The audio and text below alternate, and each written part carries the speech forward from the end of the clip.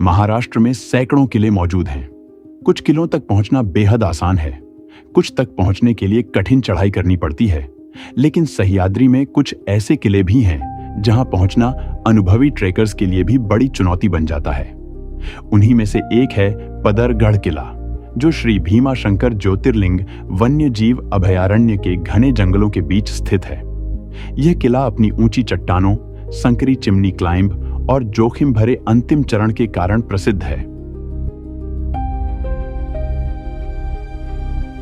अनुमान लगाया जाता है कि इस किले पर चढ़ने की कोशिश करने वाले कई लोग अंतिम चरण तक पहुंचने से पहले ही वापस लौट जाते हैं। आज की इस डॉक्यूमेंट्री में पदरगढ़ किले की पूरी यात्रा, इसका कठिन ट्रैक, प्राकृतिक सौंदर्य, इतिहास और इससे जुड़ी महत्वपूर्ण जानकारी विस्तार से प्रस्तुत की जाएगी। पदरगढ़ महाराष्ट्र के रायगढ़ जिले में स्थित है। इसका आधार गांव खंडस है। यह स्थान मुंबई से लगभग 100 किलोमीटर तथा पुणे से लगभग 135 किलोमीटर की दूरी पर स्थित है। सार्वजनिक परिवहन से यहां पहुंचना संभव है, लेकिन निजी वाहन इस क्षेत्र तक पहुंचने का सबसे सुविधाजनक माध्यम माना जाता है। सुबह के समय पदरगढ़ का जंगल एक अलग ही रूप प्रस्तुत करता है।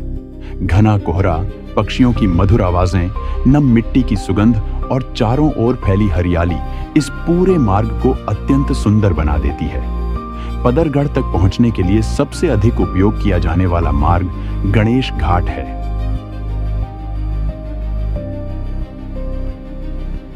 इसी रास्ते पर स्थित है एक प्राचीन गणेश मंदिर, जो वर्षों से यात्रियों और श्रद्धालुओं के लिए आस्था का प्रमुख केंद्र रहा है। यही मार्ग आगे चलकर भीमाशंकर ज्योतिर्लिंग तक भी पहुंचता है।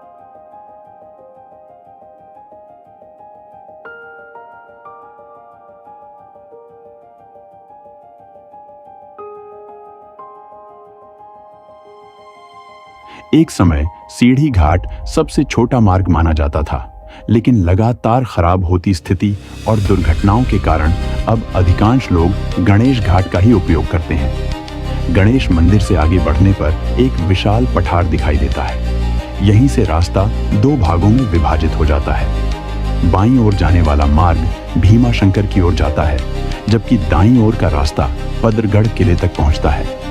पदरगढ़ का कुल ट्रैक लगभग 5 किलोमीटर एक तरफ का है। पूरे मार्ग पर दिशा दर्शाने वाले संकेत लगे हुए हैं, इसलिए जंगल में रास्ता भटकने की संभावना बहुत कम रहती है। मुख्य ट्रेल और संकेतकों का पालन करते हुए किले के आधार तक आसानी से पहुंचा जा सकता है।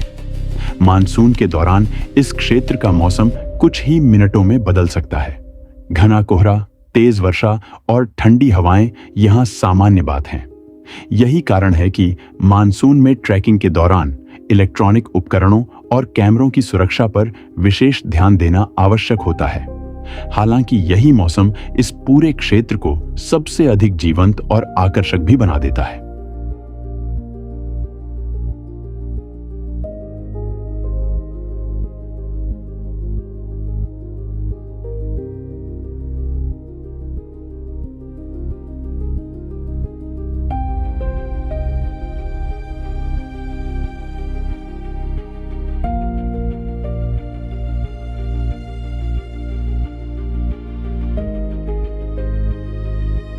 बारिश के बाद पहाड़ों से बहते झरने, बादलों में लिपटी घाटियां और चारों ओर फैली हरियाली इस स्थान को किसी प्राकृतिक स्वर्ग जैसा बना देती है।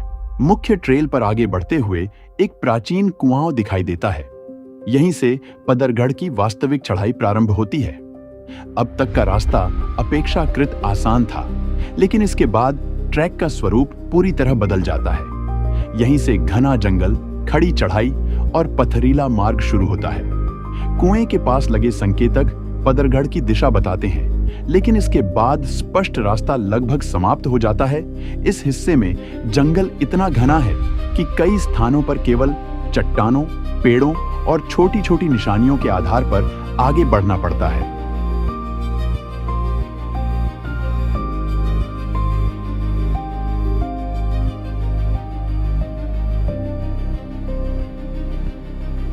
मानसून के मौसम में यह हिस्सा और भी चुनौतीपूर्ण हो जाता है, क्योंकि लगातार गिरती बारिश के कारण मिट्टी फिसलन भरी हो जाती है। साथ ही इस पूरे क्षेत्र में मच्छरों और कीड़ों की संख्या भी बहुत अधिक रहती है।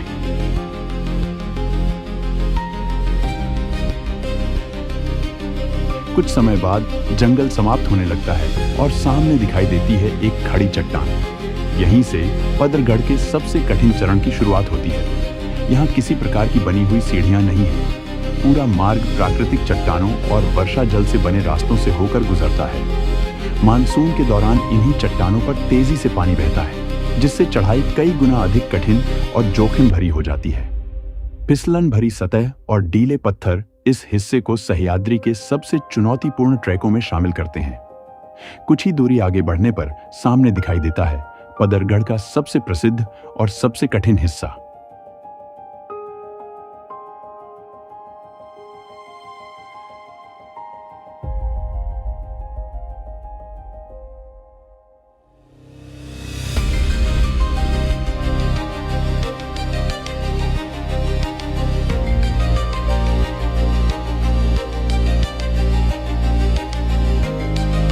संकरी जगह होने के कारण बड़े बैग या भारी सामान के साथ इस हिस्से को पार करना बेहद कठिन हो जाता है।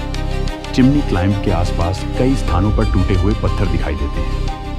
सह्याद्री की करोड़ों वर्ष पुरानी चट्टानें लगातार प्राकृतिक क्षरण से प्रभावित होती रहती हैं। इसी कारण समय समय पर छोटे भूस्खलन और पत्थरों के गिरने की घटनाएं भी होती रहती हैं।